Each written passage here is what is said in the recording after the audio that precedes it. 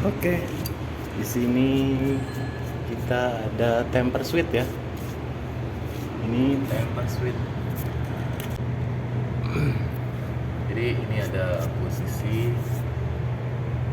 open, posisi close-nya ini. Nah, ini sekarang posisi open.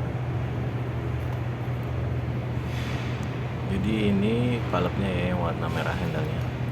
Kalau searah jarum jam ini berarti nutup. Kalau posisi berlawanan jarumnya berarti buka. Kita akan tes. Kita coba tutup ya. Maka dia langsung bunyi. Nah, langsung kontak ya. Karena saklarnya ini kita masukin tester ukur pakai continuity, pakai ohm, buzzer. Dia langsung bunyi, dibuka sedikit aja. Kalau dibuka sedikit dia langsung bunyi. Ini kalau dia kontak terus terhubung ke transponder, maka di transponder akan aktif status bukan fire ya, tapi supervisory. Bedanya temper sama closed itu. Kalau temper switch itu dia supervisory statusnya.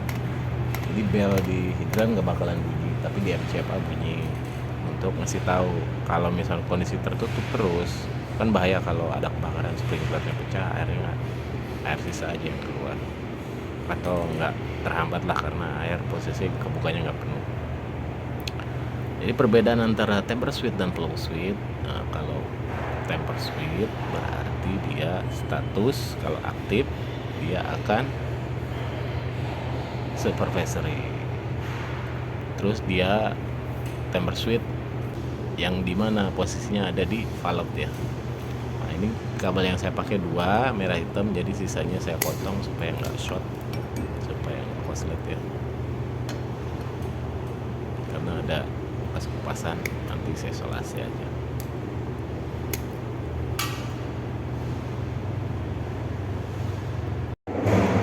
Ini kabel FRC yang dari transponder ya, saya lepas ya temper switch-nya. Kita coba ukur dengan multitester. Nah, kita pakai skala di bawah 200. Nah, ini terbaca 24 volt DC. Nah, kalau di sistem alarm Siemens ya atau Sinwa ini trouble karena belum terhubung ke beban ya, status akan trouble. Oke teman-teman, kita sekarang akan ngecek di panel TBF Alantai ya. Ini kita cari yang tadi kabel temper switch, karena kita copot status trouble. Nah, kita cari ini dia yang 25 ya. Transponder ini berarti ini LAN 2 FTP 2. Transponder 1 transponder yang FTP 2 itu LAN 2. Jadi udah ketahuan dia beda sendiri trouble 25 volt. Ini akan saya kasih tanda kabelnya semeraut, ini memang dari awalnya nggak ada tandanya. Kita akan rapihkan, nanti saya bikin video berikutnya ya untuk perapihan panel supaya konten terpisah. Ini udah saya tandain temper switch sementara seperti itu aja markingnya. Nah, untuk perapihan panel nanti beda video lagi. Sekarang kita kembali lagi ke temper switch-nya, lokasi di Sapphire ya.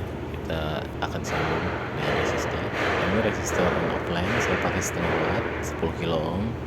Nah, ini saya kasih PCB ya supaya kuat. Ini kalau cuma resistor langsung tempel kabel, resistor sering putus ya karena kakinya sangat tipis kecil gitu.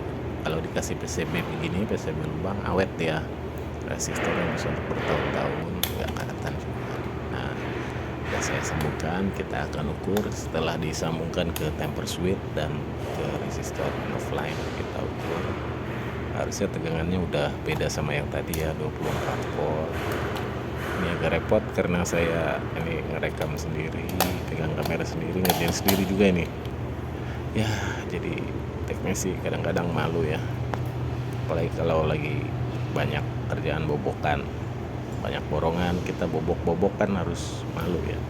Setelah diisolasi tinggal finishing pakai conduit, tapi saya skip aja ya.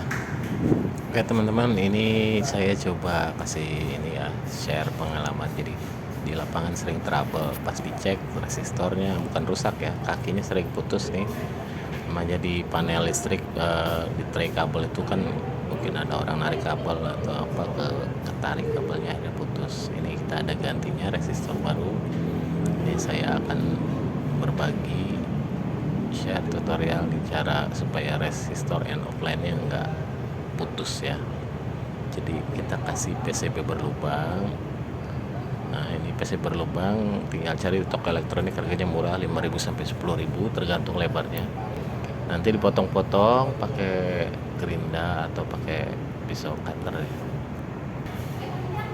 Nah kita masukkan ke PCB berlubang seperti ini kaki-kaki resistornya, terus kita masukkan kabel ya, siapkan kabel serabut yang ukurannya kecil bisa masuk ke lubang PCB seperti ini. Kita kupas.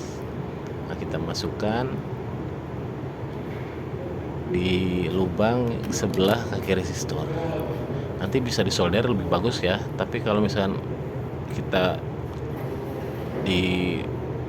disambung aja, diulir seperti ini juga kuat kok dia. Jadi ini lebih awet ya nantinya, karena dia nggak bakalan putus lagi. Kaki resistor itu udah ngiket di PCB gitu. Nah seperti ini kita ikutkan lagi ke kulit kabelnya. Terus satunya lagi kita siapkan lagi kabel warna merah, kita masukkan PCB dan ikat sama seperti kabel hitamnya. Ini ditarik kuat ini ya.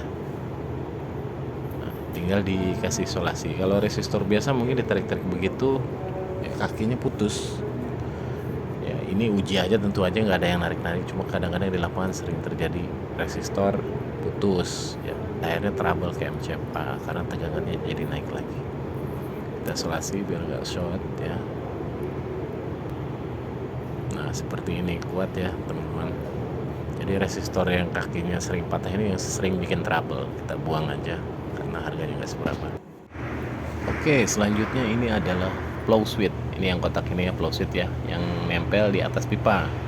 Nah jadi di dalamnya ada lidahnya. Kalau ada air bergerak karena sprinkler bocor, air ngalir, terpantau pressure gauge turun. Nah, bedanya flow switch sama temper switch dipalep. Kalau flow switch ini cara bukanya pakai kunci. Ini saya percepat, kunci L ya, tapi kunci L nya ada lubangnya di bawahnya karena bautnya seperti ini. Nah ada pinnya ya, ada asnya di tengahnya. Kunci L nya harus berlubang. Kita buka bagiannya apa aja isinya. Ada terminal kabel yang menjadi saklarnya ya, ada COM, NO, NC. Terus ada ini retardan buat ngatur pergerakan air. Ini COM dan NO yang kita pakai ya, artinya normally open kalau NO, kalau NC normally close. COM itu couple. Kita ukur pakai continuity. NO sama COM ya, kita ukur dia nggak nyambung karena posisi ini. Saya tes dulu, tester saya kadang error. Oke, testernya bagus. Tes nggak nyambung ya, COM sama NO normal. Nah COM sama NC dia nyambungnya lah. Oke, berarti ini normal.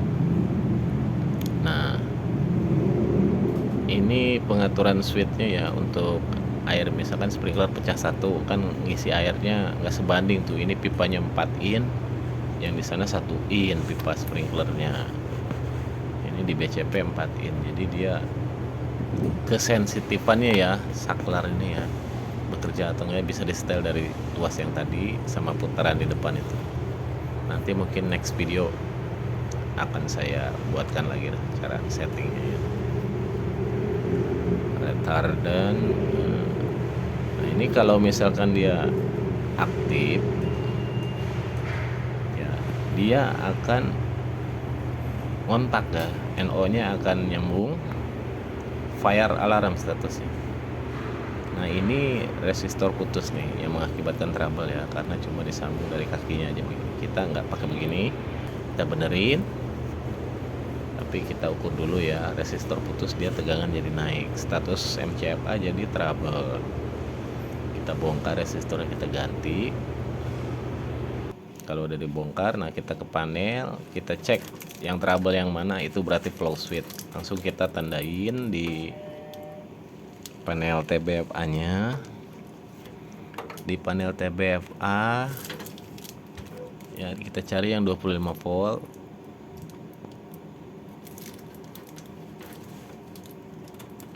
Nah ini dia 25 volt ya, yang ini berarti yang punya flow switch tadi. Kabelnya kita tandain, karena kalau nggak ada tanda nanti bingung ini kabel apa, akhirnya dicabut jadi trouble, tambah banyak status di alarm. Nah ini kita tandain, ini masih semrawut panelnya.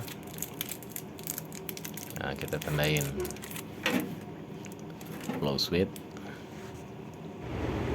Kita balik lagi ke flow switch-nya. Ini kabelnya, resistor udah kita buang tadi yang rusak. Kita akan sambungkan kabel FRC yang dari panel TBFA tadi, dari transponder, kita sambung ke resistor seperti ini. Nah, ini kabel warna hitam ketemu hitam, merah ketemu merah, biar seragam. Lalu kita masukkan ke flow switch, kita connect di COM dan di NO ya. Nah ini kalau misalkan dia ada aliran air karena sprinkler pecah, saklarnya ini akan kontak ya. Nah kalau saklar kontak, statusnya kalau flow switch itu di MCFA dia fire ya.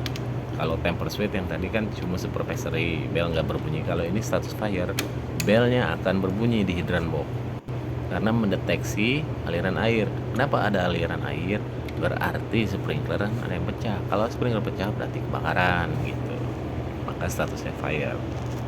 Kita ukur ya, kita udah sambungkan lagi panel. Ini 21, udah di bawah 24, bawah 23, berarti kondisi MCFA akan membaca status normal. Oke, ini sekian, begitu ya cara ngetesnya ya. Kita tutup lagi, ini tinggal finishing perapian. Kabel-kabelnya kita kasih fleksibel conduit biar nggak dimakan tikus atau dimakan gajah.